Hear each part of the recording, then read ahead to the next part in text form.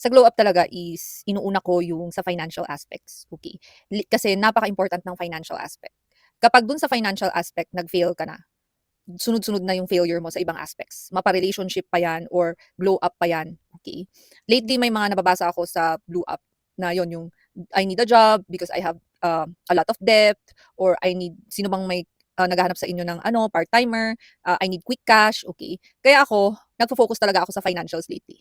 Wala akong pahinga, honestly. Kahit linggo may trabaho ako, I still have my students who book lessons hanggang linggo. Okay. So, wala talagang rest day. Kaya hindi ko na rin masyadong maasikaso tong account. So, minsan pa isa-isa pa, dalawa-dalawang content na lang nagagawa ko. Max na yung tatlo, or pag nagkaroon ng extrang oras, makakaapat. Kasi kung hindi ko inasikaso yung financial aspects, talagang lahat ng aspects guguho. Kasi whether we admit it or not, okay, the financial aspects affect everything. Our relationships, okay? You cannot be dependent on another person para sa pagkain mo at lahat, even if that person is your spouse, okay? And yung glow up mo, hindi mo pwedeng iaasa yan sa ibang tao. Sa'yo yan, okay? So yung mga bills pa, and sa bills ngayon, ang bills ngayon pataas ng pataas, lalo na yung ilaw. Yun. Yung ilaw, yung tubig, yung internet, yung upa, ganyan. So, lahat yon kailangan ng pera. Okay?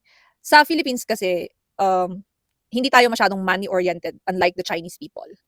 Pero sa China talaga, talagang sa lahat ng gagawin nila, uunahin nila ang pera.